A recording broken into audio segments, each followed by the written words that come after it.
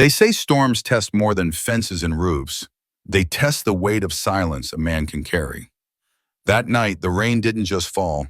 It came down like a warning, hammering the tin roof of Thomas Grady's farmhouse until the walls shook with every gust.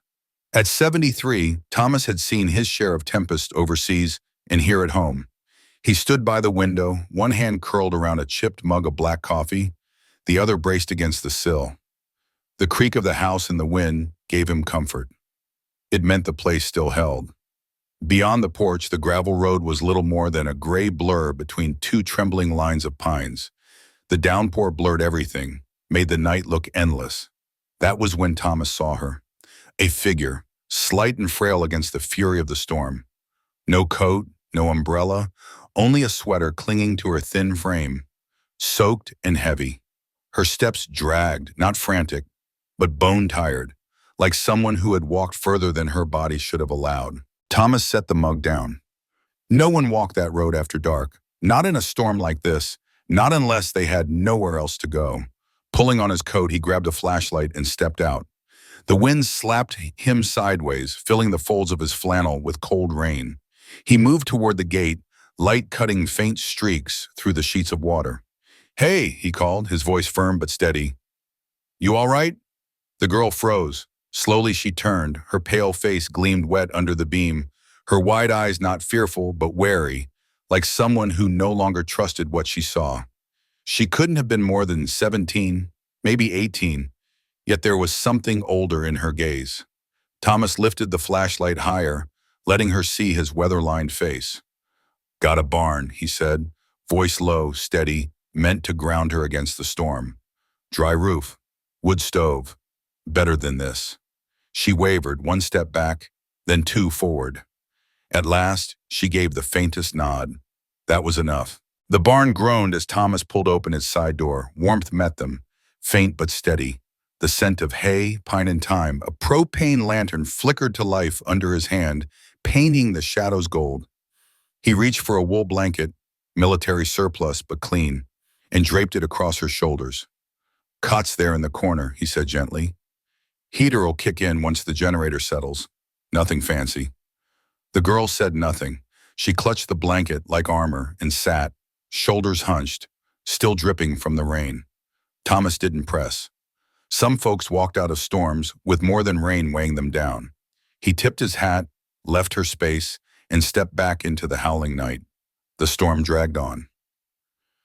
Thunder rolled low across the hills, deep as boots in the dark. Inside the barn, the heater hummed, pushing warmth into the cold air. The girl stayed on the cot, eyes following every sound, her silence sharp as a blade. When Thomas returned with a tin mug of potato and corn soup, he found her just as he had left her, still wrapped tight in the blanket, still watching. He set the mug on the stool beside her. "Not gourmet," he muttered, brushing rain from his coat, "but it'll warm you." She glanced but did not reach. Thomas didn't force it. He turned instead to the generator, adjusted the switch until its rhythm steadied. When he looked back, the mug was in her hands, not sipped yet, only held as if testing its weight. "What's your name?" he asked, soft as rain against glass. She shook her head. Not refusal, apology. "No name then," he said, nodding once. "All right, let's just go with guest." For the first time, something flickered across her lips. Not a smile, but close. Her eyes drifted around the barn, quick, calculating, not admiring, but cataloging. Thomas noticed. She wasn't simply a runaway. She was reading exits, corners, angles. "You sleep with the door unlocked?" she asked quietly. Thomas studied her. "Storm like this? Anyone meaning harm wouldn't bother knocking." She nodded faintly as though confirming something only she understood. Her gaze shifted again, landing on a faded photograph tacked to the post. Thomas, decades younger, standing with two soldiers and a shepherd dog. Dog tags gleamed faintly in the picture's light. "That you?" she asked. Thomas followed her look. "Yeah, long time ago." "Army," she said almost to herself. Her fingers tightened around the mug, knuckles white. Thomas fetched another blanket, laid it across the cot's end. She folded the first with slow precision, corners sharp, edges neat. Not the casual habit of a teenager, but the drilled memory of someone trained. He watched a moment, then turned to the lantern. "I'll be in the house if you need anything."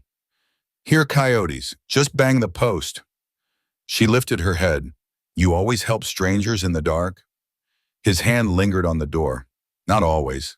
But tonight didn't feel like a night for questions. The barn door swung shut behind him. The girl sat still, soup untouched, folded blanket precise at her side. For the first time that night, she looked less like she was running and more like she had found somewhere to stop, even if only for a little while. The rain hammered the roof well into the night, each drop drumming like a stubborn reminder that the world outside remained unforgiving. Inside the barn, though, the light of the propane lanterns softened the edges of the cold.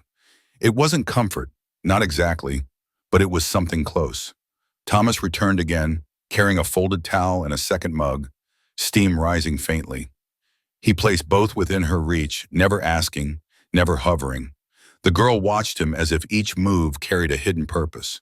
Her eyes were sharp, calculating, the way soldiers studied a map before crossing a border. She hadn't touched the soup yet. He noticed but said nothing. Instead, he adjusted the heater, giving it a firm tap until the hum steadied into a warmer rhythm. When he turned back, she had the mug of soup lifted.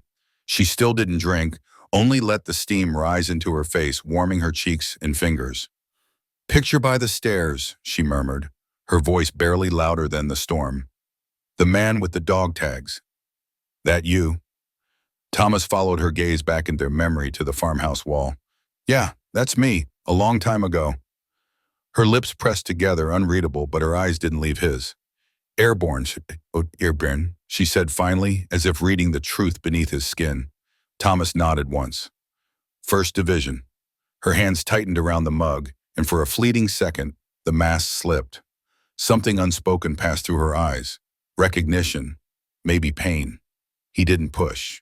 He knew what silence meant to a person carrying their own ghosts. Reaching for the second blanket, he placed it across the cot again. She unfolded the first, then refolded it with care, each corner pressed neat and square. It wasn't nervous fidgeting, it was discipline, muscle memory, the kind of precision that didn't belong to someone barely 18. "You folded a blanket before," he said casually, voice more observation than question. Her eyes flicked up, then back down as though weighing how much to admit. "Once or twice," she said softly. Thomas gave the faintest smile, then returned to his stool. He picked at the rim of his mug, letting the quiet do most of the work. He had learned long ago that people revealed more in pauses than in speeches. Minutes stretched. The storm howled, then lulled, then howled again. Finally, her voice cut through. "You always leave the door unlocked." He leaned back slightly. "Storm like this? Anyone who means harm wouldn't stop for locks." Her gaze lowered, a nod just enough to show she understood. She wasn't testing him anymore. She was measuring him. The lantern light flickered against her face, catching a scar near her temple he hadn't noticed before. Not big, but sharp, deliberate, the kind left by something other than chance. She tucked her hair forward, as if aware of his glance, and shifted the blanket closer around her. Thomas reached for the towel, laying it across the cot beside her. "Dry off before you freeze," he said simply. She stared at the towel for a beat before lifting it, pressing it slowly to her face. When she lowered it, some of the storm's edge seemed gone from her eyes. Silence returned, but it was different this time. Less brittle, more like a truce. "Does it ever go away?" she asked suddenly, her voice trembling not from cold, but from memory.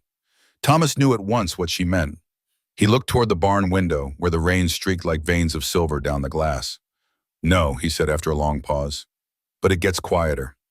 Her head bowed. She clutched the blanket tighter, breathing slowly as if testing the truth of his words. For the first time since she'd entered, her shoulders lowered a fraction, no longer locked tight against her ears. It wasn't trust, not yet, but it was the beginning of something close. He stood, giving the lantern wick a twist until the flame steadied. "I'll be nearby," he said, hat already in hand, "if you need anything." Her eyes followed him to the door, her voice soft but steady now. "You didn't ask who I am." Thomas paused, looking back. Rain drummed steady overhead. "Not tonight," he said. "Some nights are for silence." The door closed gently behind him, leaving her in the amber glow of the lantern, the folded blanket sharp at her side, and the untouched soup cooling slowly on the stool. For the first time all night, she lay back on the cot, not asleep, not surrendered, but no longer fighting the storm alone. If this story stirs something in you, don't forget to follow, like, and share your thoughts, because sometimes the quietest acts of kindness deserve to be remembered. The storm broke apart slowly, as if reluctant to leave. Past midnight, the thunder rolled itself into silence, and only the sound of dripping leaves remained.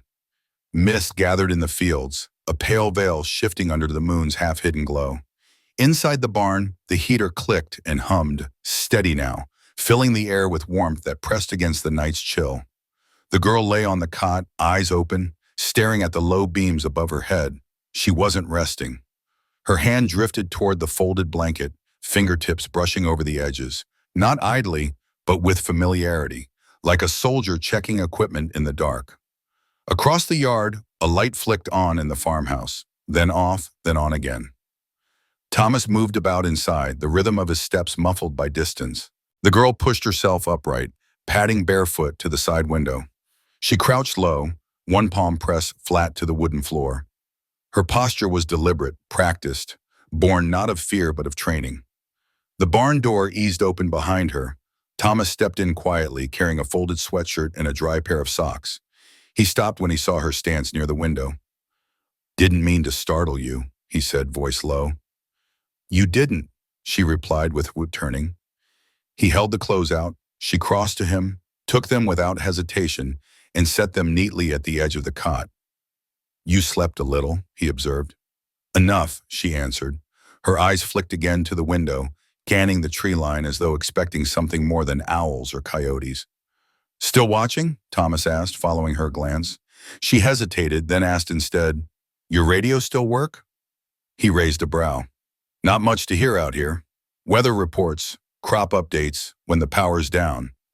Ever pick up interference?" Her voice carried weight now, deliberate and edged. Thomas studied her. "Sometimes. Military chatter when the skies are right."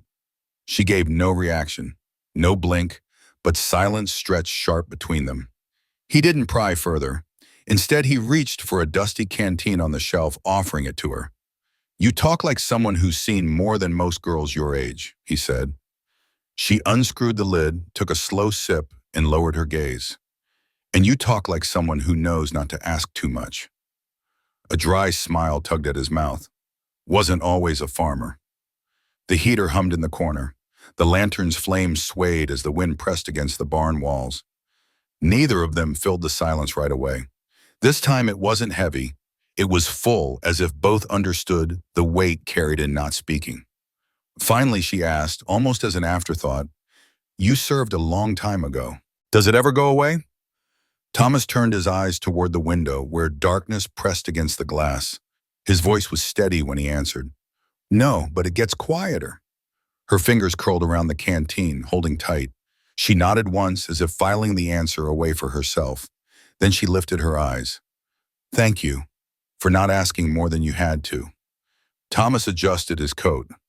Truth is, if someone's walking through a storm bad enough to nearly break the land in half, they've earned a night's silence. He left the door ajar as he stepped out, letting the night air thread into the barn. She dragged the cot closer to the wall, folding both blankets with sharp corners and tight seams before lying down again. Her body angled toward the door, not asleep, not surrendered, listening. Not for coyotes, not for thunder, for engines. The mist thickened outside. The fields glowed faintly under the moon. For hours, nothing but quiet pressed against the barn, yet she did not close her eyes. Her breathing stayed slow, measured, every muscle poised for movement. When the wind rose again, it was not the same wind that had carried the storm. It came in pulses, short and rhythmic, pushing air across the field in unnatural waves. The barn shuddered. Dust lifted in ripples from the floor. Thomas woke instantly, not from noise but from instinct. He sat up in his bed, pulling his coat around his shoulders before his feet touched the floor.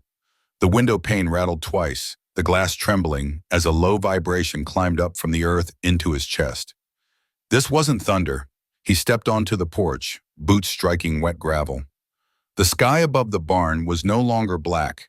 It glowed faintly white, an unnatural light spreading outward. The sound came next, deep and steady, like the night had grown its own heartbeat. Rotor blades, heavy ones.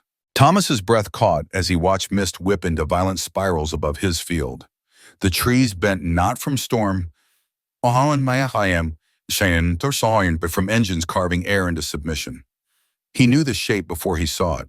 A helicopter, massive, green, twin rotors cutting against the night. The faint emblem along its side needed no introduction. Marine One. The earth trembled as it descended, its floodlights sweeping across the barn, across the pasture, across Thomas himself as he stood rooted to the ground. Hay barrels rolled, grass flattened outward in circles of force. Behind him, the barn door creaked open. The girl stepped out, wrapped in the gray blanket, her eyes fixed on the machine as if she had been waiting for it all along. Her face showed no shock, no fear, only inevitability. Thomas turned, the thrum of the blades vibrating through his bones. He understood then, she hadn't been hiding from the storm. She had been waiting for what came after. The helicopter hovered just above the field, its floodlights slicing the mist into jagged shards of brilliance and shadow. The rotors beat so low and heavy that Thomas felt the rhythm in his chest. The night reshaped into the cadence of war drums he hadn't heard in decades. The sound was not of chaos, but of control, precise and unrelenting. The girl stepped forward, the blanket wrapped close but not clutched. She moved with deliberate calm, her bare feet pressing into the wet gravel, as if she'd rehearsed the walk 100 times in her mind. She didn't flinch when the wind tore at her hair, didn't blink when the searchlight swept over her face.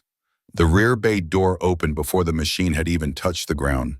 2 Marines descended, boots striking the earth in synchronized rhythm. One remained near the aircraft, scanning the horizon with sharp eyes. The other walked directly toward them, rain plastering his uniform to his body, his steps firm but measured. Thomas stood still. His instincts urged him to move, to shield, to question, but he did none of those things. He simply watched. The Marine stopped exactly 6 feet away from the girl. The storm's remnants whipped around them, yet his posture held as though the weather did not exist. Slowly, deliberately, he raised his right hand in salute.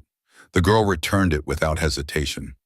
Her movement was sharp, perfect, not the imitation of ceremony, but the embodiment of it. The air shifted. For the first time since she had appeared on that lonely road, Thomas understood that she was not simply lost, not simply young. She was someone who carried authority carved into her very bones. The Marine's voice cut through the roar of the blades, pitched low but strong. "Ma'am, we've been tracking your beacon for 14 hours. Orders were not to leave without you." Her gaze flicked briefly toward Thomas, then back to the Marine. Rain streamed down her face, but her expression remained firm. "I wasn't lost," she said evenly. "I just needed one night without running." The Marine gave the faintest nod, no judgment, no argument. The words stood as fact. Then he turned to Thomas. His voice dropped, respectful, almost intimate despite the thunder of rotors. "Sir, thank you for keeping her safe." From his coat, the Marine drew a sealed envelope, edges waterproofed, official in its restraint. He extended it toward Thomas with steady hands. Thomas accepted silently, the paper cold and heavy in his grip. Behind them, the helicopter's lights raked across the barn and fields, revealing the storm's scars in sudden flashes. The air tasted of oil and electricity, a strange blend of war and weather. The girl lingered for a moment longer, her eyes on Thomas. For the first time since she had stepped onto his land, she allowed herself true eye contact. Not the guarded flickers of earlier, but something direct and unshielded.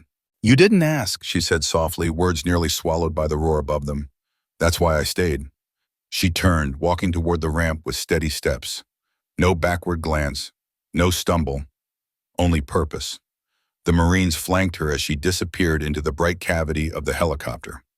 Thomas remained where he was, envelope clenched in his hand, the weight of her words anchoring him to the moment. Marine One lifted, first slow, then rising with force. Wind tore across the yard, flattening the tall grass outward in violent circles. The barn shook, its doors rattling, its roof catching the spray of mist churned into the air. Then as suddenly as it had come, the machine peeled off into the night sky, a ghost ascending into clouds, its sound fading into the distance until even the vibration left Thomas's chest. He stood there long after the field had settled, long after the wind had eased into stillness. The gravel beneath his boots was damp, still warm from the jet wash. The only sound left was the soft drip of water sliding from the barn roof. The envelope remained unopened in his hand, pressed flat by his fingers. He did not move. He did not speak. He only looked up into the blank sky where moments ago a secret had risen and vanished, leaving behind nothing but silence and the proof that sometimes history passes quietly through the smallest corners of land. The barn door creaked on its hinges behind him. Inside, the cot still waited, the blankets folded, the lantern's light flickering faintly against the beams. Only her absence gave the place its weight. Thomas walked slowly back toward the porch, the envelope clenched tight, the silence heavier now than the storm had ever been. He knew that whatever was written inside, whatever truths or half-truths it carried, it could never weigh more than the words she had left him. "You didn't ask. That's why I stayed." And that was enough, for now. Thomas didn't open the envelope right away. He sat at the kitchen table, its worn surface still bearing the scratches of decades past, and placed the sealed paper in front of him. The house was quiet now, almost too quiet, the silence pressing against his ears until he had to pour himself coffee just to hear something familiar. He didn't drink it. The steam rose, carrying the bitter scent he had leaned on for half his life. When at last he slid the blade of a butter knife under the seal, the paper came apart with an ease that felt too simple for what it contained. 2 sheets lay inside, one official, one personal. The first bore the crest of the Department of Defense. The words were formal, deliberate, crafted with precision. Acknowledgement of his unknowing aid, his shelter, his discretion. Details withheld for classification. Gratitude offered on behalf of those whose names would never appear in print. It was clean, respectful, but distant, as though meant for the record more than the man holding it. The second sheet was smaller, folded twice, written in a tight, tidy hand. He read each line slowly. "Thomas, you never asked who I was. You didn't call anyone. You didn't demand answers. You just opened your barn and made sure the heater worked. I've spent 3 years in places where everything is a transaction, where every kindness hides a cost. You gave me silence and space. For someone like me, that is rarer than anything the government could promise. I needed one night where I wasn't an asset or a burden. I just needed to be a girl. And you let me. I won't forget it. You don't know me, but I will remember your name." Thomas set the letter down. His hand lingered over it, fingers tracing the grooves of the handwriting. He leaned back in his chair, eyes fixed on the window, where the first thin streaks of morning light pressed against the horizon. He didn't smile, but something eased in his chest, a quiet release that felt close. He folded both letters carefully, slid them into the same envelope, and carried it to the living room. At the far end sat a small wooden box, its surface scarred but polished by years of handling. Inside rested medals, dog tags, a faded unit photograph, and a folded flag he hadn't touched in years. He placed the envelope beneath the flag, closed the lid, and let the weight settle. He didn't need to tell anyone what had happened. She already had. By dawn, the storm was gone, leaving the field coated in silver mist. Thomas stood on the porch with a chipped mug in hand. Not coffee this time, just hot water with lemon, a quiet concession to the doctor's warnings he had ignored for too long. Across the yard, the gravel road lay empty. No sign of rotors, no military tracks, only faint impressions in the grass where the machine had pressed the earth. The barn door was still ajar. He crossed the yard, boots sinking slightly in the damp soil, and pushed it open. Inside, the cot sat where she had left it, the blankets folded once more with the same neat precision. Above the workbench, something caught the light. Pinned to the wall by a single nail hung a dog tag. Not his, not from his war. Numbers and letters etched into its face, a code he could not read, but it wasn't meant for him to understand. It was a marker, a trace, a token left behind as proof that the night had been real. He touched it once with his fingertips, then left it where it was. Later that morning, while checking the fence along the south pasture, he found boot prints in the dirt near the old oak. Smaller than his, clean, purposeful. They led only a few yards before stopping at the base of the tree. There, tucked into the grass, sat a small leather pouch. Inside lay a silver compass, its needle twitching faintly, and a torn page from a field manual. Only one phrase was underlined. Always know where you are, even when you don't know who you are. Thomas closed the pouch and carried it back to the barn, placing it beside the folded blankets. He did not lock the door behind him. A few days later, a neighbor drove up in his old truck, engine loud enough to announce itself before the tires even hit the gravel. "Morning, Tom," the man called as he climbed down. "Heard a ruckus out this way last night. Thought maybe a transformer blew." Thomas shook his head gently. "Nah, just the storm." The neighbor studied him for a moment, unconvinced, but let it pass. "You all right?" Thomas glanced at the barn, its door resting against the frame, the faint glint of metal still catching light inside. His voice was steady when he answered. "I am now." The man nodded, talked a few minutes about weather and fences, then left. Nothing worth remembering. But the silence that returned afterward was different. It carried weight, memory, proof. Thomas walked back inside and set the compass on the mantle, between the folded flag and the photograph of his old unit. He didn't add a new picture, didn't write a label. He didn't need to. Some stories aren't told to be explained. They're carried, quietly, where no one can take them away. The next morning came with sunlight clear and sharp across the fields. Birds returned, cautious at first, then full-throated. The land looked as though nothing extraordinary had passed through it, but Thomas knew better. Weeks later in town, he passed a boy no older than 12 wearing an oversized Marine Corps hoodie. The boy held the door open without a word, only a nod. Thomas returned it. Somehow he wasn't surprised. Some names are never spoken, some stories are never recorded. But they remain, remembered in quiet ways. A folded blanket, a dog tag on a nail, a compass left behind. Proof that sometimes the greatest acts of courage happen without medals, without headlines, without recognition. Proof that a man who asked for nothing gave more than he knew.